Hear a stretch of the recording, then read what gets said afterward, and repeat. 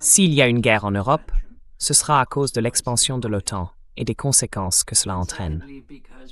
Et puis, deuxièmement, parce que nous avons trop peu d'intellectuels, trop peu de gens compétents, trop peu de bons conseillers en matière de sécurité, de paix, de médiation et de sujets de ce genre. L'Europe a commis une énorme erreur en autorisant le bombardement de la Yougoslavie en 1999. À partir de ce jour-là, je dirais que l'OTAN est devenue une organisation illégale ou criminelle, ou une organisation qui enfreint le droit.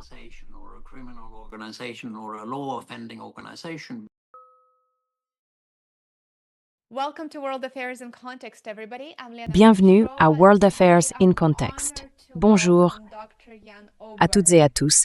Je suis Lena Petrova. Aujourd'hui, j'ai l'honneur d'accueillir le docteur Jan Åberg. Jan est un chercheur suédois spécialisé dans les questions de paix et de conflit, auteur et cofondateur de la Transnational Foundation for Peace and Future Research, que vous pouvez retrouver sur Substack et sur d'autres plateformes dont je mettrai les liens dans la description ci-dessous. Jan est connu pour ses analyses indépendantes et ses critiques franches de la militarisation. Il a passé des années à étudier les forces profondes qui alimentent les conflits géopolitiques du Moyen-Orient et de l'Ukraine, jusqu'aux tensions croissantes entre les États-Unis, la Chine et la Russie. Jan, bienvenue dans l'émission et merci beaucoup d'être avec moi aujourd'hui.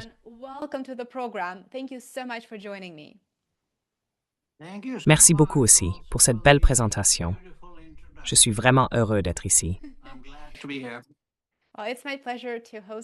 C'est un vrai plaisir de vous recevoir. Vous avez passé des décennies à étudier la paix et les conflits. Quand vous regardez le monde aujourd'hui, est-ce qu'on entre dans une période fondamentalement plus dangereuse que la guerre froide, ou bien s'agit-il d'une autre forme d'instabilité mondiale complètement différente?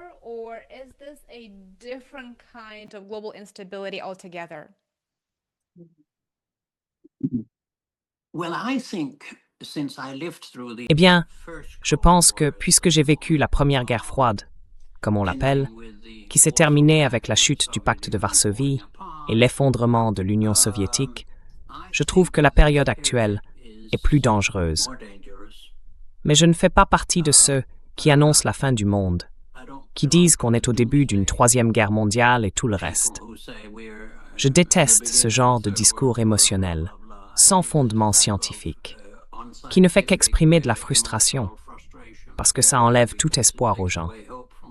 Et puis, il n'existe aucune théorie sur le moment où une troisième guerre mondiale commencerait, ni sur le fait qu'elle serait conventionnelle ou nucléaire. Mais si je dis que l'époque d'avant était plus sûre, c'est d'abord parce que les responsables politiques savaient certaines choses.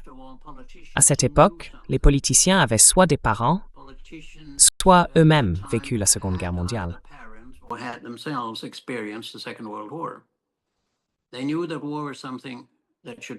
Ils savaient que la guerre était quelque chose qui ne devait jamais arriver.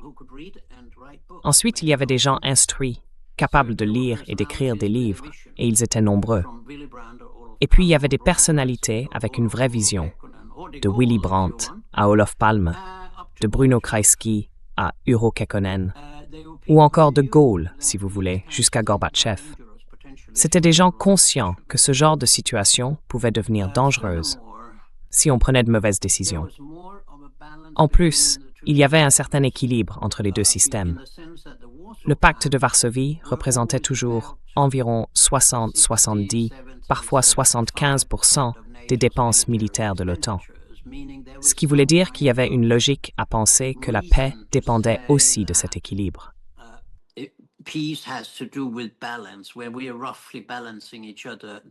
Quand on se retrouve à peu près à égalité, il y a plus de chances, non pas d'avoir la paix, mais au moins des positions que chacun comprend. Et dans ce cas, un acteur très fort ne se jette pas sur un acteur très faible. C'était aussi l'époque où l'on avait des contacts à travers ce qu'on appelait alors le rideau de fer. Les militaires se rencontraient, dînaient ensemble, parlaient de leurs manœuvres respectives, justement pour éviter qu'un exercice soit interprété par l'autre camp comme le début d'une guerre. C'est pour ça qu'on avait l'OSCE, l'Organisation pour la sécurité et la coopération en Europe. C'était une excellente initiative qui incluait aussi les États-Unis et le Canada à l'époque, mais c'était avant tout un forum de discussion.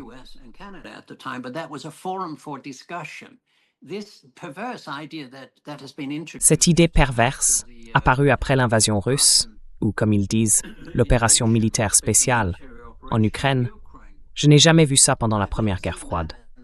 L'idée qu'on coupe absolument tout, qu'on ne puisse même plus avoir un jeune pianiste russe jouant dans le monde occidental. Nous, on peut à peine s'y rendre. Je crois qu'il n'y a plus que 2 aéroports en Europe, d'où l'on peut encore aller à Moscou. Le personnel des ambassades a été réduit, forcé de l'être. On a mis fin à la coopération énergétique. Les Américains ont détruit Nord Stream, et ainsi de suite.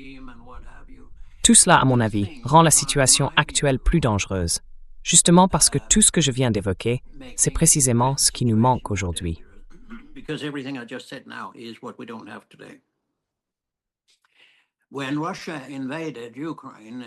Quand la Russie a envahi l'Ukraine, ses dépenses militaires représentaient 8% de celles de l'OTAN. Et l'OTAN affirme qu'il faut toujours plus, encore et encore. 5% du produit national brut, et ainsi de suite. S'il y a une guerre en Europe, ce sera à cause de l'expansion de l'OTAN et de ses conséquences. Et puis, il y a un autre problème.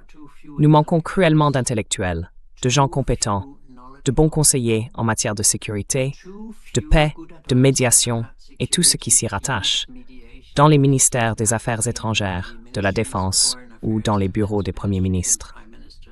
Nulle part dans le monde, et certainement pas en Europe, on ne trouve de conseiller pour la paix. Quelqu'un formé à la paix, à la résolution non violente des conflits, à la médiation, à la réconciliation, ce genre de choses.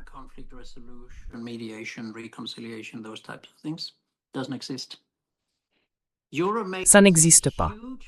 L'Europe a commis une énorme erreur en autorisant le bombardement de la Yougoslavie en 1999. À partir de ce jour-là, je dirais que l'OTAN est devenue une organisation illégale ou criminelle, ou en tout cas une organisation qui viole le droit, parce que son traité est purement défensif. Il dit que les membres doivent se porter secours mutuellement si l'un d'eux est attaqué. Or, personne n'a été attaqué. Ils sont intervenus en Yougoslavie, alors qu'ils n'avaient rien à y faire.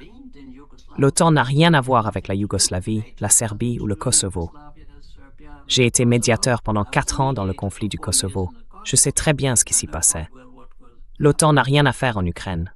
Rien. Elle n'avait rien à faire non plus en Libye ou ailleurs.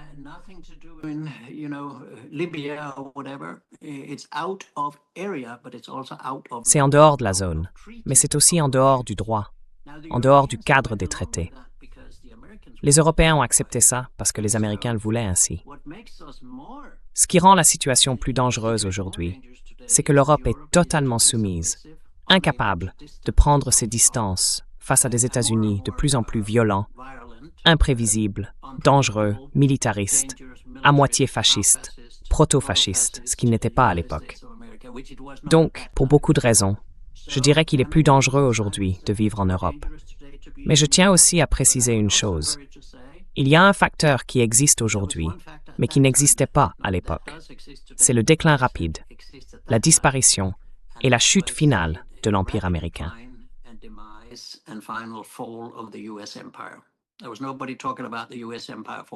Dans les années 60 et 70, personne, ou presque, ne parlait de la chute de l'Empire américain.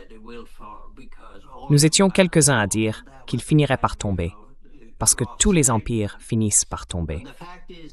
Mais à l'époque, c'était une affirmation un peu grossière, presque provocatrice. Aujourd'hui, le fait est que la situation devient de plus en plus désespérée dans le monde occidental, parce que les États-Unis sont en train de perdre, en gros, tout ce qu'ils avaient autrefois, et le reste du monde tourne le dos à l'Amérique. C'est pour ça que c'est à la fois très important et très tragique que l'Europe n'ait pas su incarner, disons, un autre visage de l'Occident, avec lequel le reste du monde aurait pu coopérer.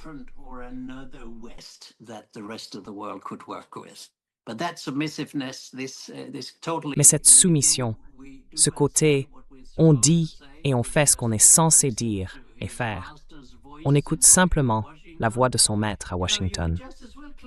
Franchement, on pourrait tout aussi bien fermer les ministères des Affaires étrangères et de la Défense en Europe. Ils n'ont pas eu une seule pensée indépendante depuis 20 ans. Je dis ça parce que j'ai siégé à la Commission danoise pour la sécurité et le désarmement pendant toutes les années 80, et je sais quel niveau de réflexion entrait dans la prise de décision au Danemark. Ce qu'on appelait alors une nation à la note de bas de page. Un pays qui avait choisi de ne pas avoir de base américaine, de ne pas stocker d'armes étrangères et de ne pas participer au groupe de planification nucléaire de l'OTAN.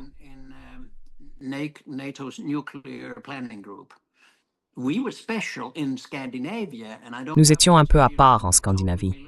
Et maintenant, inutile de vous le dire, nous sommes totalement militarisés, avec 43 bases américaines en Scandinavie et l'adhésion de la Finlande et de la Suède à l'OTAN.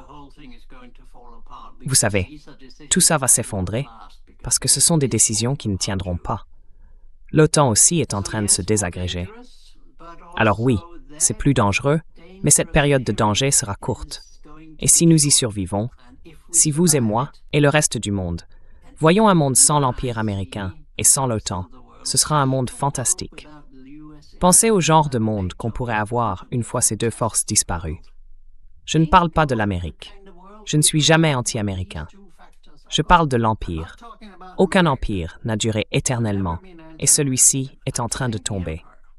Ce sera le dernier de l'histoire humaine. Les Chinois ne sont pas assez stupides pour refaire la même erreur.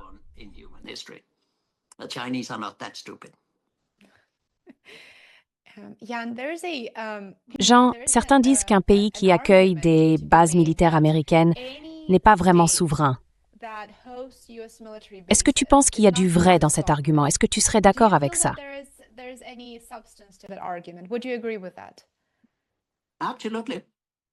Absolutely. I have been an advisor both to the Danish and the Swedish government since I'm a Danish citizen and lived most of my life in Sweden, to the government, to the ministries of foreign affairs.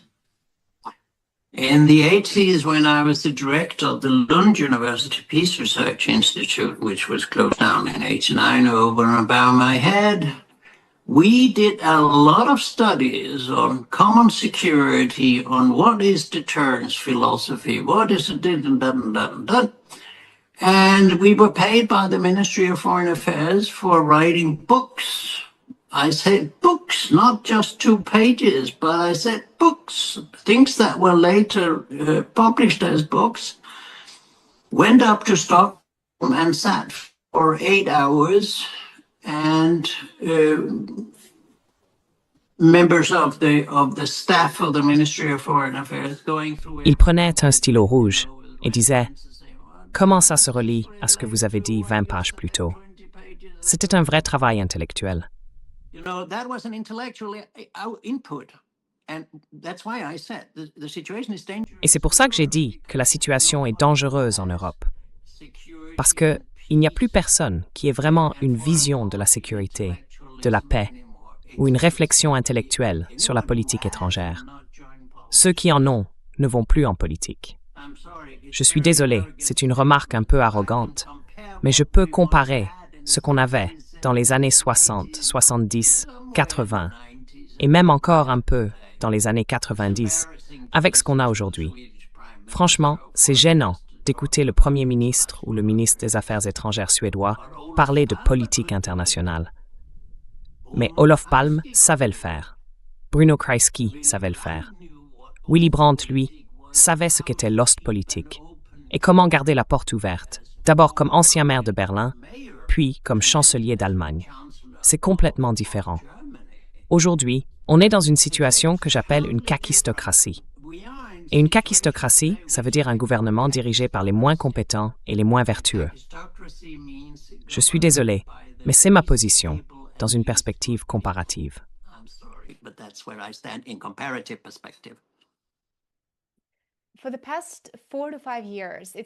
Depuis 4 ou 5 ans, on a l'impression que l'Europe devient peu à peu plus militarisée et plus divisée. Et comme on le disait avant d'entrer en direct, elle est aussi économiquement fragile. Sur le plan économique, l'Europe se dégrade. Que pensez-vous de cette militarisation rapide qui s'étend à travers le continent, alors même qu'il se détériore sur le plan économique, notamment en Allemagne, en Pologne et bien sûr dans les pays baltes?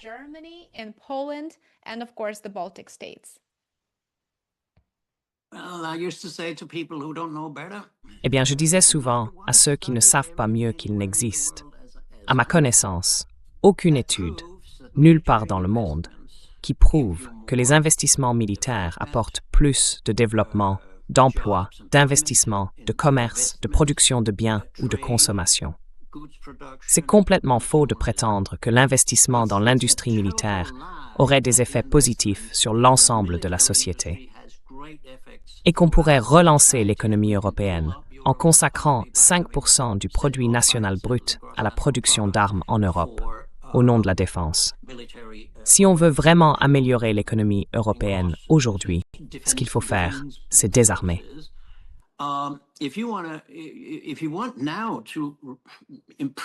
Et commencer à parler avec ceux que vous considérez peut-être comme des adversaires, ceux avec quoi je ne suis pas d'accord, la Russie, la Chine, ou peu importe qui vous désignez aujourd'hui ou demain.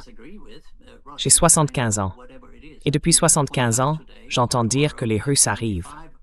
Vous savez, je le dis en plaisantant, on ne peut pas faire confiance à ces fichus Russes, parce que depuis 75 ans, ils ne sont toujours pas venus.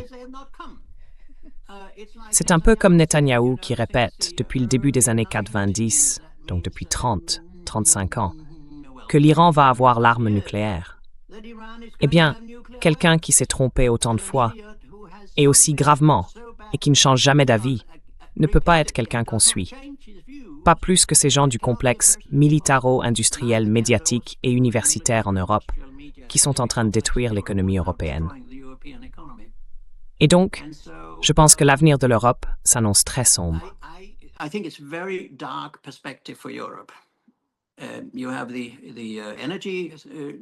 Vous avez l'énergie bon marché, à laquelle nous avons dit non, parce que les Américains ont mené une guerre économique contre l'Europe en détruisant Nord Stream. Et je n'ai aucun doute qu'ils l'ont fait. Je ne peux pas le prouver, mais toute autre théorie est encore pire.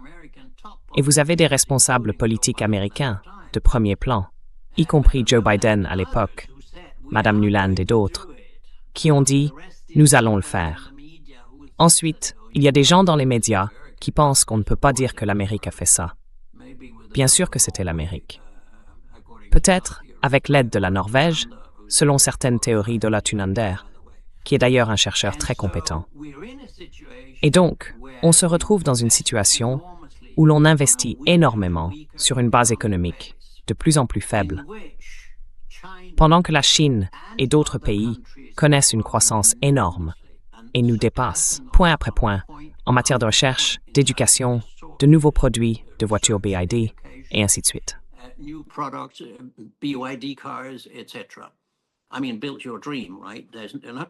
Je veux dire, construisez votre rêve, d'accord? Parce qu'il n'y aura plus de rêve chez Volkswagen en Allemagne à l'avenir. J'imagine que ce seront les Chinois qui fabriqueront des Volkswagen en Allemagne, parce que nous avons pris beaucoup de retard. Et von der Leyen ne comprend rien à tout ça.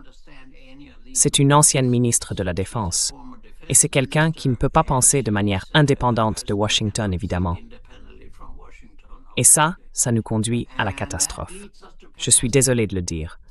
On pourrait avoir une Europe formidable. On pourrait avoir une Europe formidable qui coopère, pas forcément qui s'aime, mais qui coopère, avec la Russie et l'Ukraine. On pourrait résoudre la question ukrainienne, qui n'est pas un conflit ukrainien, mais un conflit entre l'OTAN et la Russie. Et c'est ce conflit qui provoque la violence en Ukraine.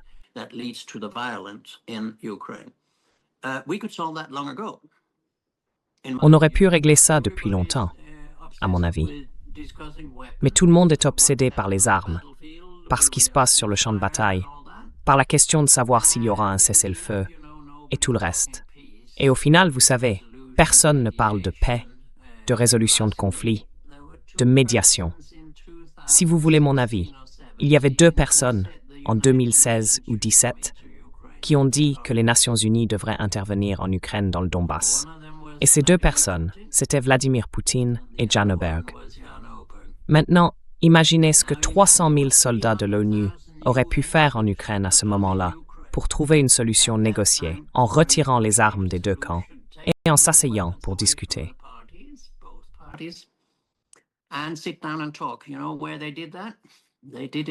Vous savez où ils ont fait ça? Ils l'ont fait dans les régions de Krajina, en Croatie. J'ai passé pas mal de temps là-bas.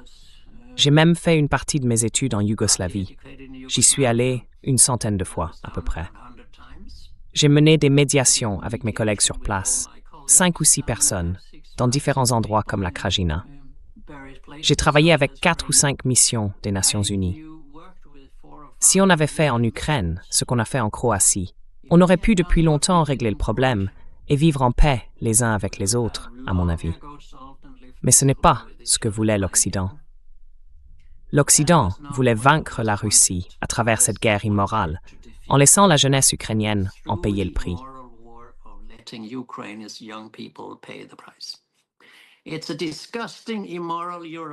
C'est une Europe dégoûtante, immorale, que nous avons eue.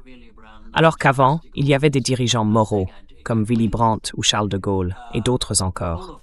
Je ne dis pas que j'étais d'accord avec eux, mais Olof Palme, lui, était profondément moral.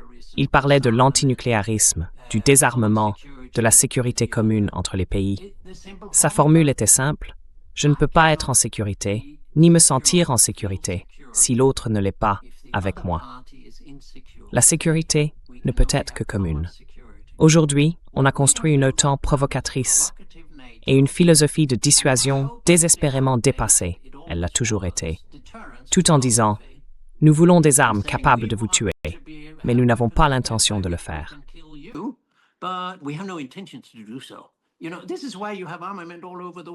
Vous savez, c'est pour ça qu'on a des armements partout dans le monde. Parce que, d'est en ouest, du nord au sud, tout le monde parle de dissuasion. Mais personne n'a jamais vraiment étudié ce que ce mot veut dire. Pour le dire simplement, la dissuasion, c'est comme si je vous mettais un pistolet sur la tempe en disant « Alors Léna, on discute ?» Voilà comment on construit la sécurité aujourd'hui. C'est une catastrophe civilisationnelle qu'il n'y ait personne pour penser autrement. Que ce soit en Chine, en Amérique, en Afrique ou en Scandinavie, tout le monde croit que la dissuasion, les armes à longue portée, les armes nucléaires, les missiles intercontinentaux, tout ça, c'est le chemin vers la paix. Excusez-moi, je suis peut-être le seul à le dire, mais je trouve que c'est une théorie stupide. Si ça marchait, on aurait la paix depuis longtemps.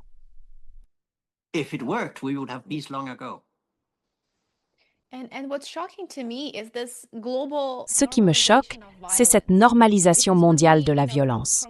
Parce que quand on regarde de Gaza à l'Ukraine jusqu'à Téhéran, on a l'impression que le public s'habitue peu à peu à voir ces images horribles. Bien sûr, personne ne peut oublier celles qui nous sont venues de Gaza. Et on a le sentiment que cette idée d'une violence qui se passe ailleurs est devenue normale, alors même que cette violence est exercée par nos propres gouvernements.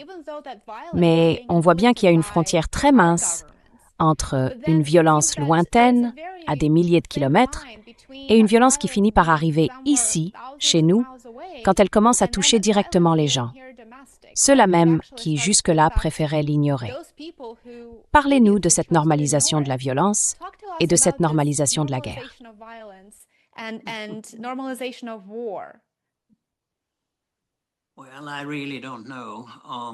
Eh bien, je ne sais vraiment pas comment tout ça a pu devenir possible. Une des raisons, c'est que tout ce que vous et moi appellerions l'éthique. Et d'ailleurs, merci d'avoir posé cette question. Je crois que vous êtes la première personne à me l'avoir posée dans une vidéo. Eh bien, si on part de l'éthique n'a plus aucun rôle en politique. Vous savez, on peut bombarder l'Iran et les pays occidentaux ne s'en soucient même pas. Non, ils prennent leur distance avec le bombardement de l'Iran, mais ils vont accuser l'Iran de réagir contre des bases américaines. On peut avoir un génocide en cours. On peut avoir de l'interventionnisme en permanence.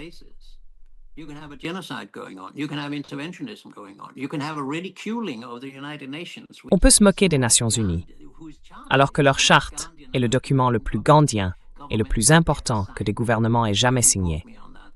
Vous pouvez me citer là-dessus. On ne peut pas se passer de ce genre d'institution. l'éthique de la non-violence est inscrite dans la charte de l'ONU. Et l'ONU, en tant que telle, a été complètement mise à l'écart depuis au moins la Bosnie, si ce n'est avant. Bref, quand on vit dans une culture militariste, ce qui n'était pas le cas pendant la Première Guerre froide, eh bien, dans ce genre de culture, tout ça devient acceptable. La criminalité devient acceptable. La violation du droit international devient acceptable. Les violations des Nations Unies deviennent acceptables. L'arrogance politique devient acceptable. Et se présenter comme Jésus devient acceptable.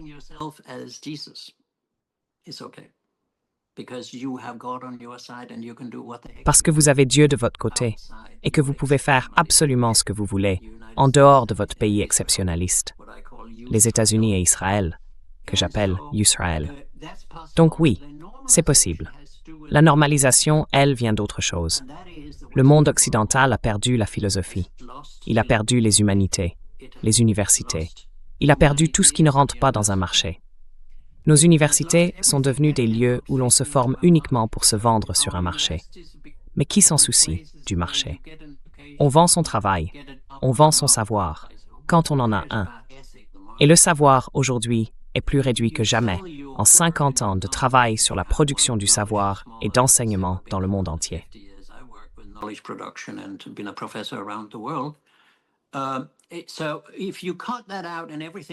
Alors, si on met tout ça de côté et qu'on dit que tout est technologie, science naturelle, faisons simplement ce qu'on peut faire, et que l'éthique se limite à dire « on peut le faire », mais pour des raisons morales, on choisit de ne pas le faire. Eh bien, ça revient à foncer à fond dans des activités immorales, contre-productives, voire autodestructrices. Parce que franchement, le militarisme, ça finit par se détruire soi-même. Il suffit de demander à Gandhi. Gandhi disait, « Si tu utilises une arme, tu tues ou tu blesses quelqu'un, mais tu blesses aussi ton âme. » Parce que toute personne qui fait le mal sait quelque part qu'elle fait quelque chose de mal, quelque chose de faux. J'ai un rêve, pas pour citer Martin Luther King, mais oui, j'ai un rêve.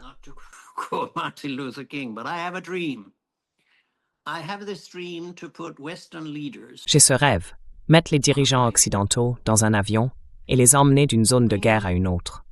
Pas juste les hôtels, pas les capitales, non. Les emmener vraiment sur le terrain, là où ils risquent d'être pris pour cible, d'être tués. Qu'ils aient un gilet pare-balles, d'accord, pas de problème. Et les faire passer d'une zone de guerre, où des gens meurent, à une autre, pendant environ un mois. Puis les ramener, ceux qui auront survécu. Mon intuition, c'est que certains d'entre eux arrêteraient de faire ce qu'ils font aujourd'hui. Mais pour la plupart des gens dans les élites, la guerre, c'est un jeu. On parle de jeu de guerre, vous savez. C'est quelque chose qui se passe ailleurs, sur un écran. Moi, j'ai travaillé dans 20-30 zones de conflit, des zones de guerre, tout au long de ma vie.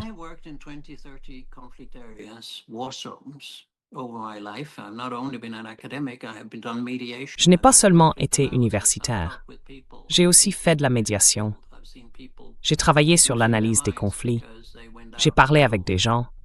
J'ai vu des personnes se faire tuer et d'autres perdre la raison parce qu'elles avaient tué, surtout en Yougoslavie. Et je sais qu'il y a quelque chose de bon chez la plupart des êtres humains. Si on pouvait donner aux gens la possibilité de voir les conséquences ultimes de leur politique, je pense qu'au moins une partie d'entre eux, disons la moitié, serait assez humain pour dire « je ne peux pas continuer à faire ça ». Ce serait un peu comme dans Le Dictateur de Chaplin. Vous savez, quand il se lève et dit « je ne serai pas un dictateur, je ne serai pas un militariste ». I'm not going to be a militarist. I'm not going to be a warmonger. I'm not going to kill people in the future. But we need a huge discussion about political ethics. I don't know who can bring it up. I don't see any country that is particularly good at it, would be good at it. But you're raising a hell of an important question. What happened to ethics? Because ethics will also tell you what is right and what is wrong to do to human bodies, to children. Not only children, but children in particular, and men and women.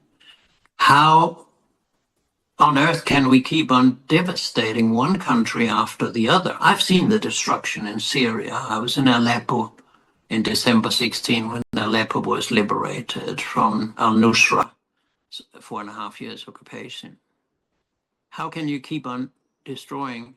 Comment peut-on continuer à détruire un lieu avec une histoire et une culture aussi incroyables?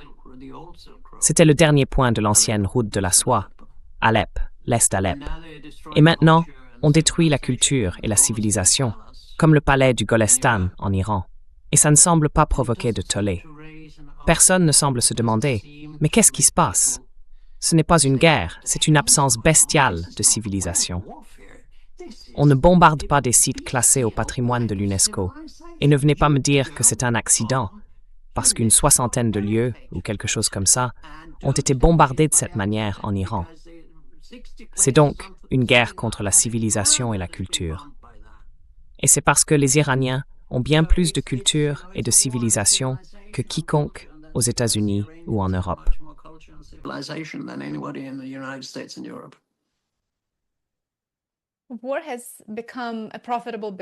La guerre est devenue un business rentable. Et je pense que c'est sans doute l'une des raisons pour lesquelles le lobby qui soutient certaines politiques est resté en place et a connu un tel succès. Selon vous, quelle part de l'instabilité mondiale actuelle est alimentée par des intérêts économiques directement liés au complexe militaro-industriel, aussi bien aux États-Unis qu'en Europe?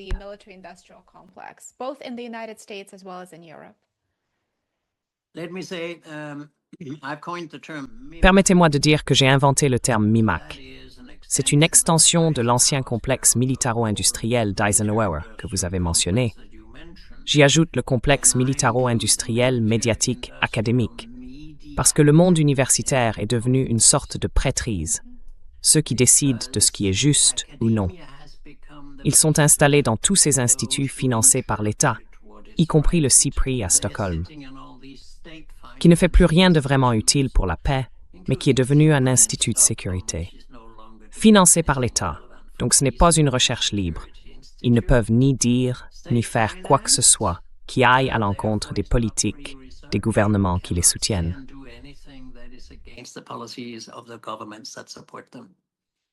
Il nous reste très peu de recherche vraiment libre. Celui avec qui vous parlez en ce moment est un exemple de recherche libre, parce que nous sommes financés uniquement par les gens. Nous n'avons aucun soutien du gouvernement, ni d'entreprise, et nous n'en aurons jamais. Jamais. Et cette année, nous fêtons nos 40 ans. Donc oui, c'est possible de faire les choses autrement, mais il ne fait aucun doute que l'économie est une force motrice assez importante pour ceux qui produisent les armes. Et puis, il y a ces portes tournantes. Vous savez, quelqu'un était ministre ou au Pentagone et devient ensuite PDG d'une entreprise militaire. Et puis il y a les médias. Je suis en France en ce moment, et le Figaro appartient au plus grand constructeur d'avions militaires, Dassault. Alors vous pensez vraiment que c'est un média libre?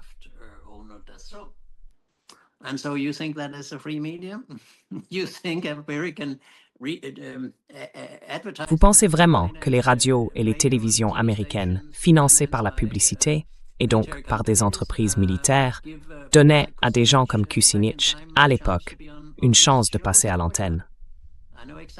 Bien sûr que non. Je sais très bien comment fonctionne la censure. On pourrait faire une autre émission entière sur la censure que j'ai moi-même subie. Alors non. Je refuse de croire qu'il existe un seul facteur qui puisse expliquer quelque chose d'aussi complexe que le militarisme occidental d'aujourd'hui. C'est économique, oui, mais c'est aussi une manière de penser. C'est une sorte de mouvement perpétuel. On détruit du capital, on détruit des pays qu'il faut ensuite reconstruire, on détruit des armes qu'il faut ensuite reproduire. Et puis, on invente un ennemi.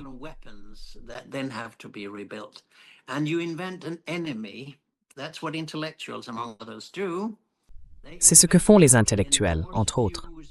Ils inventent ou soutiennent des idées sur qui représente une menace.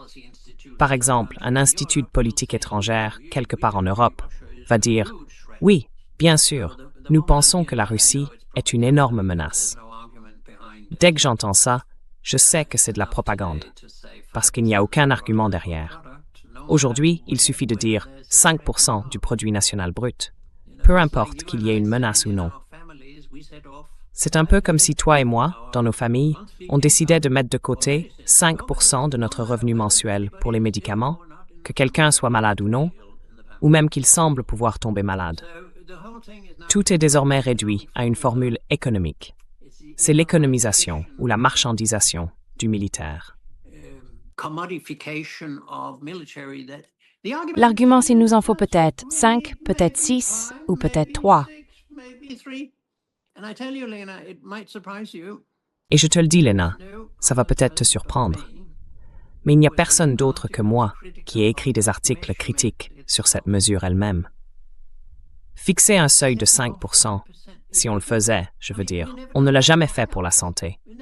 On ne l'a jamais fait pour la culture. On ne l'a jamais fait pour les infrastructures. On ne l'a jamais fait pour quoi que ce soit.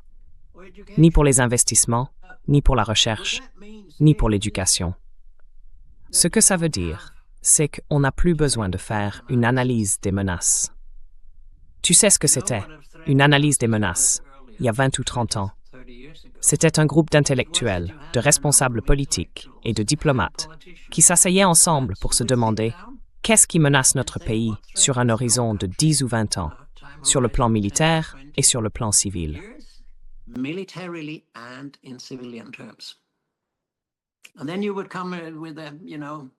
Et ensuite, on viendrait avec, tu sais, différents scénarios de ce qui pourrait se passer dans le monde. Ça se passe bien, ça se passe moins bien, ou autre chose. Et si ça se passe moins bien, il faut prévoir ces menaces intermédiaires, celles qu'on peut gérer, qui sont assez importantes pour être prises au sérieux, mais qui restent dans nos moyens économiques. Puis il y aurait un rapport d'un comité public, discuté par les citoyens et le gouvernement, 200 ou 300 pages, et à partir de là, on déciderait combien mettre de côté pour le budget de la défense du pays.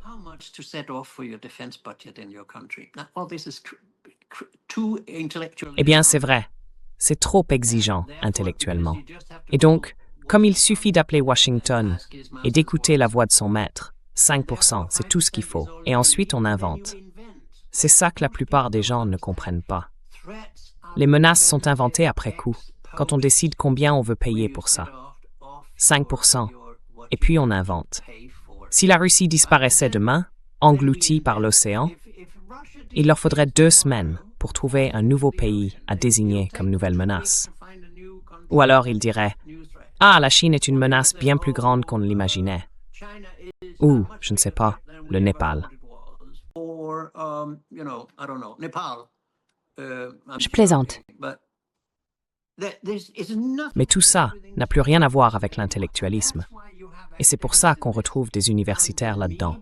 Les médias, eux, vont simplement relayer tout ça sans jamais poser de questions. Laissez-moi vous donner un exemple assez pervers. La première ministre danoise, Mette Frederiksen, quand elle se rend à la synagogue de Copenhague pour la commémoration de l'attaque du 7 octobre menée par le Hamas contre Israël, elle dit à un journaliste, je cite, « Et si nous ne levons pas les yeux, nous risquons aussi que le Hamas vienne prendre le Danemark. » Et le journaliste ne pose aucune question. Vous voyez, on n'a plus de vrai journalisme dans ce domaine. Et on n'a plus non plus de recherche sur la paix. La recherche sur la paix, c'était une spécialité scandinave. Et c'est pour ça que j'en parle. Parce que, comme je l'ai dit, le monde universitaire fait partie du complexe militaro-industriel dont je parle. Le MIMAC.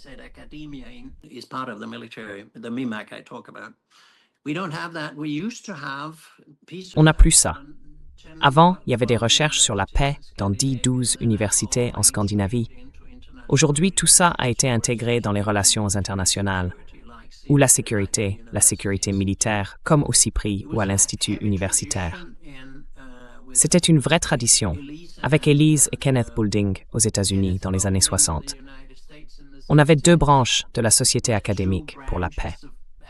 Il y avait environ 800 programmes dans le monde où l'on enseignait la paix, la non-violence, la résolution des conflits, la réconciliation, le pardon. J'ai moi-même enseigné les études sur la paix dans plusieurs pays. Aujourd'hui, tout ça a disparu. C'est fini, Lena. Plus personne n'étudie ça. Je crois que c'est Trump qui a repris l'Institut de la paix aux États-Unis et lui a donné un autre nom. Voilà où on en est. Tout a été Trumpifié. You know, that's where we are. It's been Trumpified. I used to say peace research has been disappeared. Je disais autrefois que la recherche sur la paix avait disparu. Et c'est bien ce qui s'est passé. Mais moi, je refuse. Je suis trop âgé pour me lancer dans quelque chose de nouveau, et je ne ferai jamais autre chose de ma vie.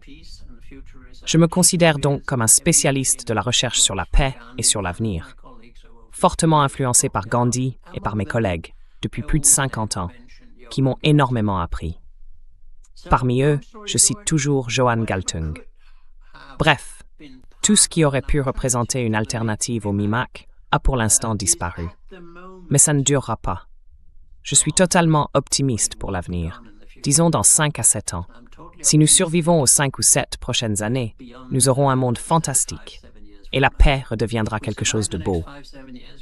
Et nous n'aurons plus un prix Nobel de la paix corrompu. And we will not have a corrupted Nobel Peace Prize anymore. Jan, I also wanted to ask you about the worldview. Jean, je voulais aussi te poser une question sur la vision du monde, la vision occidentale par rapport à la vision orientale. Parce qu'aujourd'hui, on voit bien que la Chine devient non seulement un partenaire fiable pour le commerce et l'investissement à l'échelle mondiale, mais qu'elle aide aussi des pays à renouer leurs relations. Par exemple, elle a négocié un accord de paix, ou en tout cas un rapprochement entre l'Iran et l'Arabie saoudite il y a quelques années. Et c'était une réussite importante. Oui, vraiment une réussite majeure. Donc la Chine s'affirme clairement comme une puissance mondiale, tout en s'impliquant dans des initiatives de construction de la paix. Pendant ce temps, le président Trump, lui, a bombardé 7 pays au cours des 12 derniers mois. Parle-nous de la différence entre la vision du monde des États-Unis et celle de la Chine et de leurs approches respectives de la paix, de la tolérance et de la coexistence.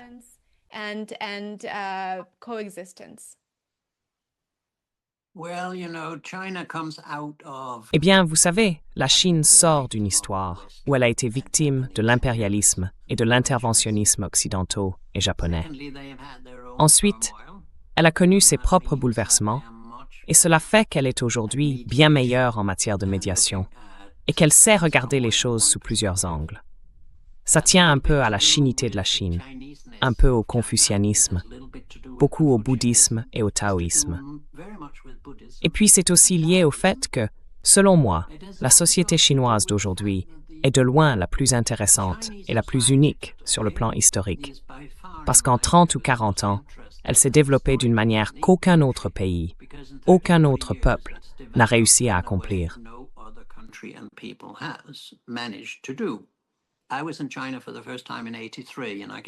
Je suis allé en Chine pour la première fois en 423 et je peux vous dire à quel point c'était pauvre et sale à l'époque.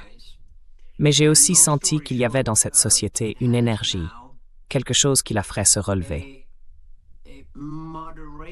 Et pour faire court, c'est ce qui s'est passé. Une politique de modération quand il s'agit d'essayer de regarder tous les aspects d'un conflit.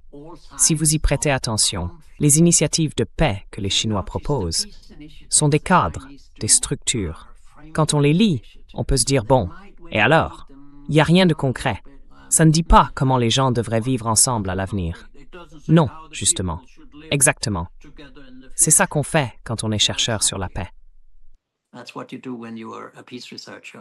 You say what are the framework within which... Vous me demandez quels sont les cadres dans lesquels on peut espérer pousser les parties à parler du véritable mécanisme de résolution des conflits. Ce n'est pas le passé. Ce n'est pas le présent. L'enjeu, c'est de donner aux gens des idées sur la façon dont le monde ou leur vie pourrait être meilleur à l'avenir, s'ils faisaient autre chose au lieu de continuer à se battre entre eux. Je vais vous donner un exemple. Pas que je sois plus important que la Chine, mais simplement pour illustrer. Si vous avez un conflit autour du Donbass, on pourrait aussi dire « transformons le Donbass, qui dispose de nombreuses ressources et qui est un centre industriel, en une zone comme Shenzhen, en Chine.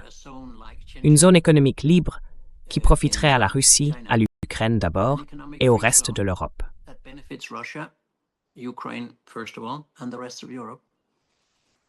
Let's build that as a place where Ukraine is a neutral country with guarantees from all sides.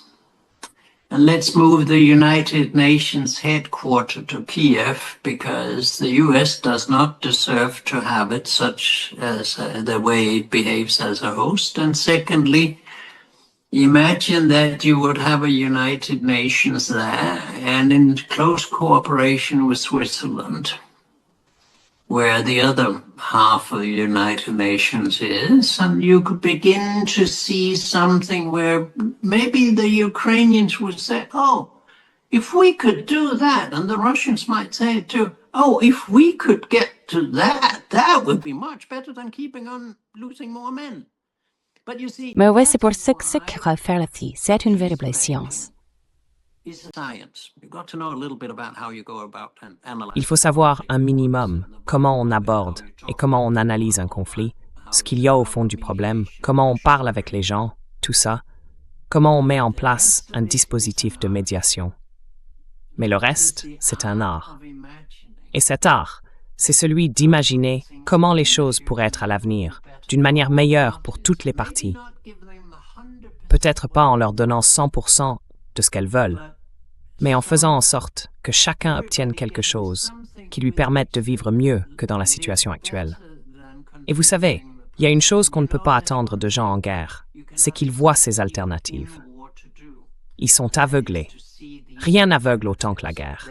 Il n'y a qu'une idée, il faut gagner. Les autres sont totalement mauvais, nous sommes totalement bons. C'est une vision en tunnel, totale, qui ne mène nulle part.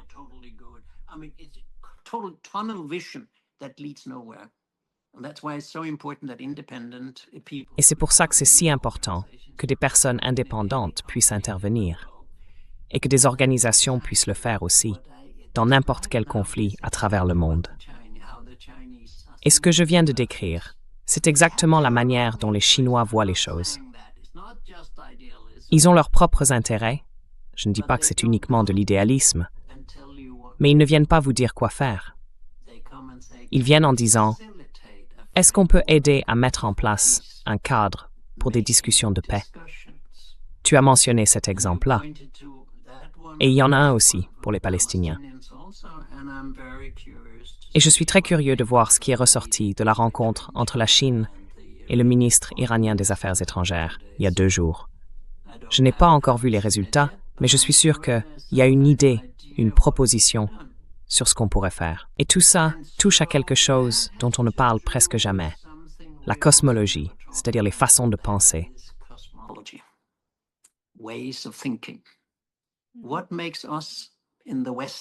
Qu'est-ce qui fait que nous, en Occident, qui ne représentons que 12% de l'humanité, pensons différemment? Je ne dis pas forcément que c'est le cas, mais comment notre manière de penser diffère-t-elle, disons, de celle des peuples d'Orient? Vous savez, Johann Galtung disait souvent « Peut-être que l'Occident est un accident. Je ne vais pas entrer là-dedans, mais la cosmologie sociale, c'est une façon de penser. Les Chinois, par exemple, ont une pensée beaucoup plus du type « est », plus éclectique, alors que nous avons une pensée du type « ou », avec une seule voie possible. Cela vient aussi, en partie, des 3 religions monothéistes du Moyen-Orient qui se sont longtemps affrontées.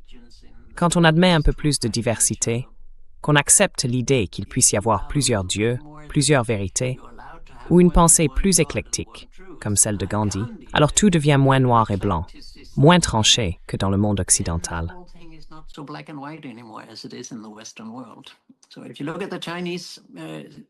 Si on regarde le développement de la Chine au cours des 40 dernières années, c'est du capitalisme importé, mais transformé. En partie importé, mais transformé. C'est aussi du marxisme importé, mais transformé. Ils y ont ajouté leur propre manière de penser, sur à peu près tout.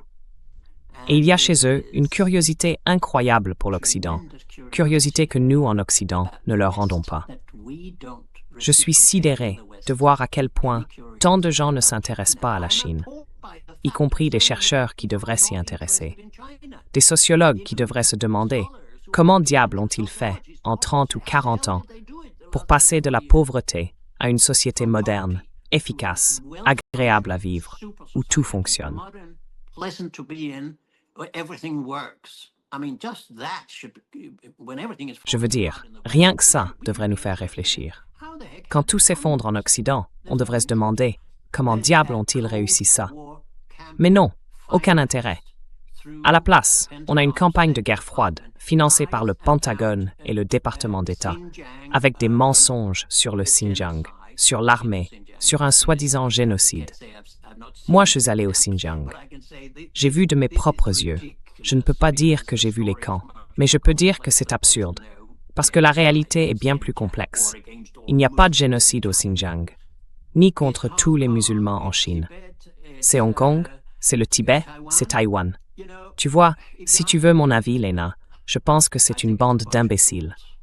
Parce que les deux plus grands pays ne peuvent pas ne pas coopérer si l'humanité veut survivre. not cooperate if humanity is to survive. You don't have to love the Chinese. You don't have to be. Vous n'avez pas besoin d'aimer les Chinois. Vous n'avez pas besoin d'être contre la Chine. Vous devez être curieux de la Chine. Et dès qu'on l'est, le monde devient meilleur. Mais aujourd'hui, on ne voit plus que des ennemis partout.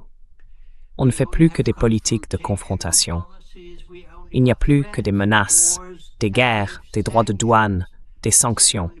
C'est le seul message qui vient de l'Occident maintenant. C'est très triste à voir, parce qu'au fond, sincèrement, l'Occident vaut bien mieux que ce qu'on voit dans la politique de l'Union européenne, de l'OTAN ou de l'Empire des États-Unis. Mais il faut que tout cela disparaisse. Et comme je l'ai dit, tout ira bien mieux le jour où ce sera fini. J'espère que vous y survivrez. I hope you survive it. I hope so too. We often discuss Je l'espère aussi. And, On parle souvent de some people, multipolarité of course, et certains disent, it's à fair to juste say titre, that que the l'administration Trump administration is cherche à trying to préserver preserve l'hégémonie américaine. US hegemony. Pendant ce temps, le reste du monde voit les avantages à garder sa souveraineté, à pouvoir protéger son indépendance économique et politique. Alors, la montée de la multipolarité rend-elle le monde plus sûr, grâce à un certain équilibre, ou plus dangereux à cause de la concurrence entre plusieurs pôles de pouvoir?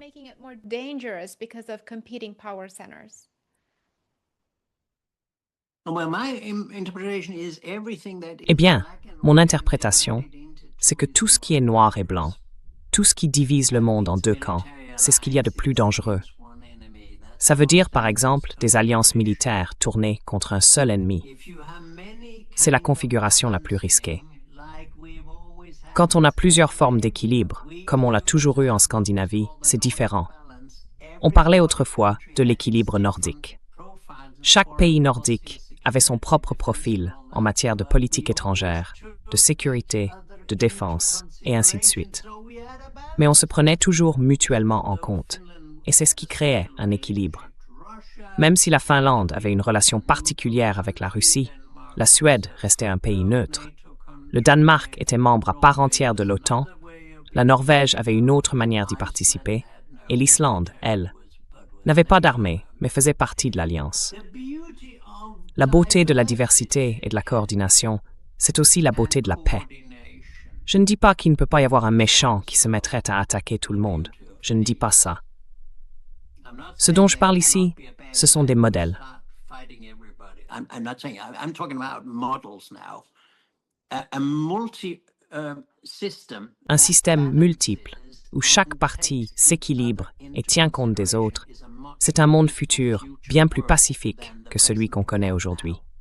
Parce qu'en ce moment, on a en gros un seul empire qui se bat contre tout le monde, qui perd et qui se détruit lui-même en chemin. C'est ça, la tragédie de l'Occident, plus que tout le reste. Alors, quand on parle de multipolaire, je sais que c'est le mot qu'on utilise, mais moi, je ne suis pas très à l'aise avec ça. Parce qu'un pôle, c'est quelque chose de fixe, comme une colonne grecque plantée dans le sol. Moi, je parlerais plutôt, je crois que quelqu'un a déjà utilisé ce mot, de nœuds, des points de connexion. Je pense qu'on va vers un monde dynamique, où les intérêts nationaux resteront importants, mais où les intérêts globaux le seront encore plus. Et encore une fois, si tu me demandes, Lena, l'État-nation, ce qu'on appelle les pays, pourrait disparaître demain.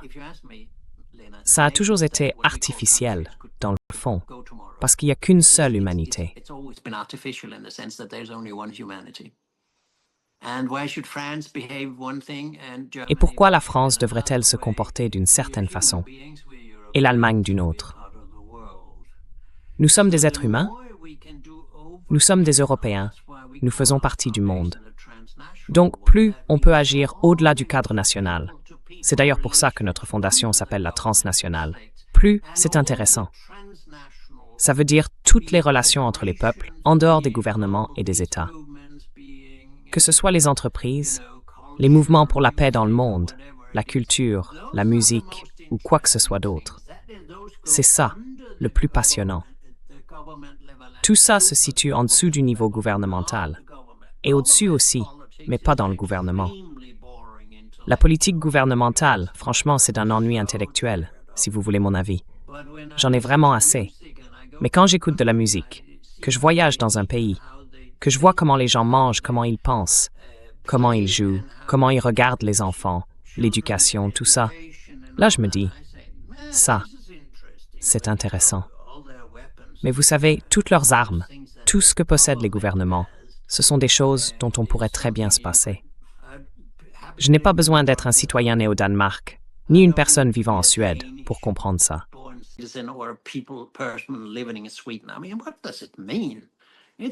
Je veux dire, qu'est-ce que ça veut dire au fond? C'est dépassé. Ça remonte, si je me souviens bien, à la paix de Westphalie de 1648. Peut-être qu'il est temps d'inventer autre chose. Une communauté mondiale, aidée par la technologie moderne. Toi et moi, on peut être assis ici, à l'autre bout du monde, et discuter ensemble.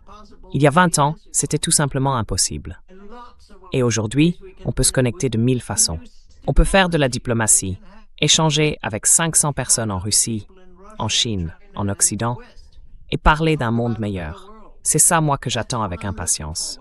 Les gouvernements, franchement, je m'en fiche complètement. Ils sont ennuyeux. Mais eux, ils se croient importants. Et ce sont les gouvernements qui dirigent les armées. Ce n'est pas l'ONU, ni les organisations supranationales. Les vrais responsables du militarisme et de la guerre, ce sont les gouvernements.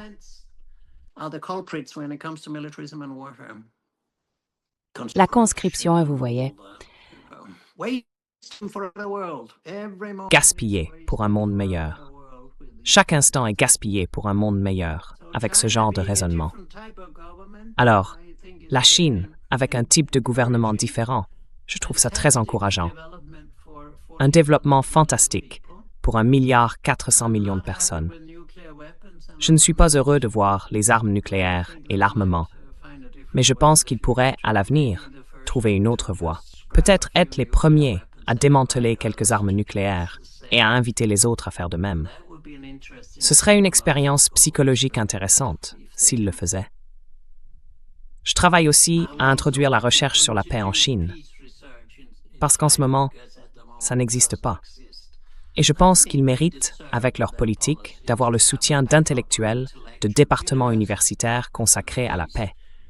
Par exemple à Nankin, où il y en a un peu, mais aussi à Pékin, à Shanghai et ailleurs. Ils ont d'excellents instituts pour les relations internationales, la sécurité et tout ça. Mais ils n'ont rien sur la paix et la non-violence.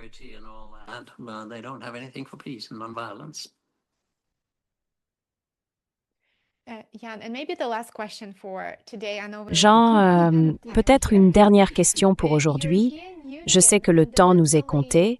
L'Union européenne s'est fondamentalement transformée, passant d'un projet de paix à un acteur géopolitique et militaire, et on assiste à une normalisation du discours de guerre, aussi bien chez les dirigeants politiques que dans les médias, comme vous l'avez mentionné tout à l'heure. Cela se manifeste sur de nombreux sujets, de Gaza à Téhéran, de Kiev à Moscou. En tant que chercheur sur la paix, vous parlez souvent de transformation des conflits plutôt que de victoires militaires concrètes. À quoi ressemble cette approche concrètement?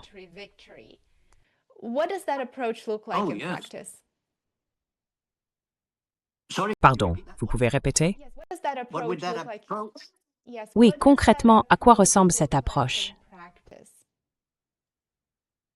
Oh, ce serait quelque chose comme ça. Je lance juste une idée comme ça, sans ordre particulier. Pas 1, 2, 3, 4. l'éducation à la paix dans les écoles, autant que l'éducation à l'histoire et à la violence dans les manuels d'histoire. Cela voudrait dire des académies de la paix, pas seulement des académies de défense ou militaires. Ce serait aussi des conseillers pour chaque dirigeant. Je ne suis pas contre les conseillers militaires, d'accord? Mais aussi des conseillers juridiques, politiques, diplomatiques et des conseillers pour la paix, des experts en résolution de conflits. Cela reviendrait à faire de l'Union européenne un endroit où l'on aurait une sorte de mini-Nations Unies.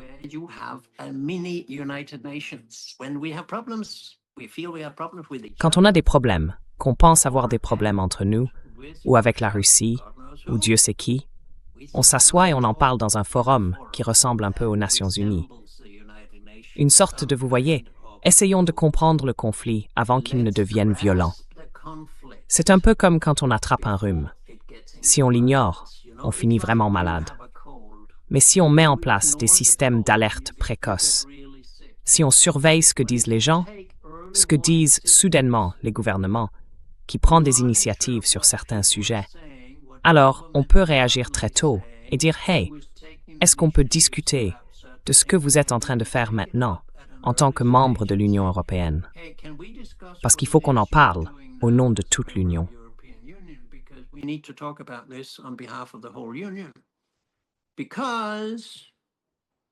Parce que le traité de Lisbonne, sur lequel repose l'Union européenne, dit que son objectif le plus important, c'est la paix. La paix à l'intérieur de l'Union européenne et la paix dans le reste du monde. Et ils reprennent la formule classique indienne de l'unité dans la diversité pour l'Union européenne. Maintenant, tu as tout à fait raison. La tragédie dans tout ça, c'est qu'ils ne sont plus une organisation de paix, s'ils l'ont jamais été.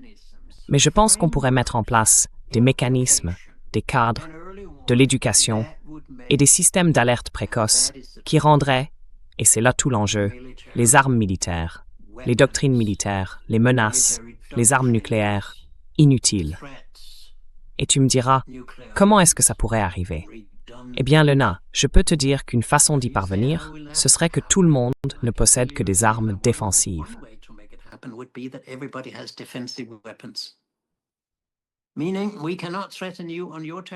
Autrement dit, nous ne pouvons pas vous menacer sur votre territoire. Mais si vous venez sur le mien, je peux vous répondre de deux façons. Je peux vous frapper par des moyens militaires, et j'ai une société très forte, capable de tenir dans la durée. Je peux encaisser la crise.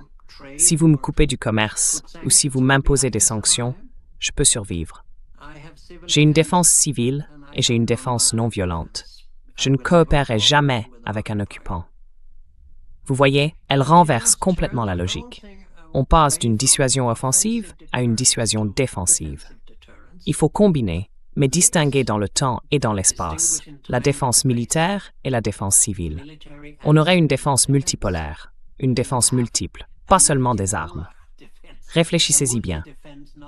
La perversion de notre culture actuelle, c'est que quand on prononce le mot défense ou sécurité, les gens changent d'état d'esprit. Ils pensent immédiatement aux armes. La première chose à laquelle ils pensent, c'est aux armes. Excusez-moi, mais pour être clair, la première chose pour un être humain, c'est de ne pas prendre de médicaments inutilement, de ne pas devenir dépendant d'une drogue. La société occidentale actuelle, dans sa crise perverse, a transformé les armes en une sorte de drogue dont elle ne peut plus se passer. Elle en veut toujours un peu plus. Et ça peut sembler acceptable pendant 1 an ou 2, puis il se passe quelque chose qui fait qu'il en faut encore davantage. C'est de ça qu'il faut sortir. Si tout le monde adoptait une défense vraiment défensive, il n'y aurait pas cette course aux armements. Laissez-moi vous donner une image.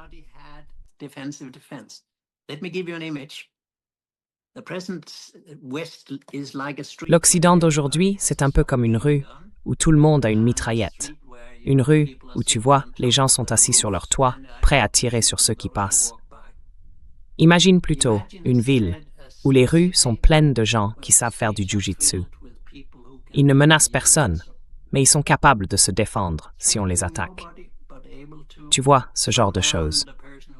Je ne dis pas que j'ai les solutions, J'y ai juste un peu réfléchi, et je pense que ce sont des sujets dont on devrait parler. Mais on n'a pas ce genre de débat, parce qu'on vit dans une culture militariste, où des gens comme moi sont censurés. Je n'ai aucun contact, et les médias dominants en Occident ne m'invitent jamais. Et si un jour ils m'appelaient pour me dire « John, qu'est-ce que tu veux dire par là ?»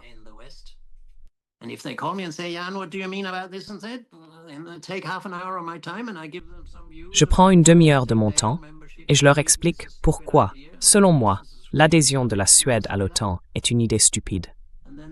Par exemple, une chaîne de télévision suédoise m'a posé la question. Ils me disent « On veut faire une interview avec vous jeudi.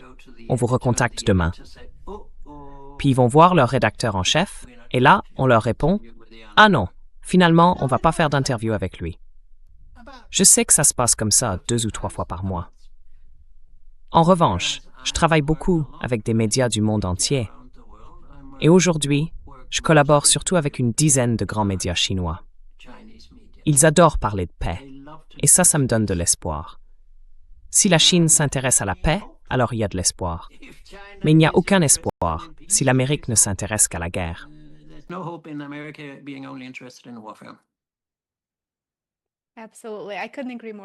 Absolument. Je ne pourrais pas être plus d'accord avec vous. Jeanne, merci beaucoup d'avoir été avec nous. C'était une conversation passionnante et j'encourage nos spectateurs à suivre le travail de Jeanne sur Substack et sur d'autres plateformes. Je mettrai les liens dans la description de la vidéo juste en dessous. Jeanne, ça a vraiment été un plaisir. Merci infiniment d'être venue. Merci pour question formidablement technique qui m'ont aussi de parler. Merci.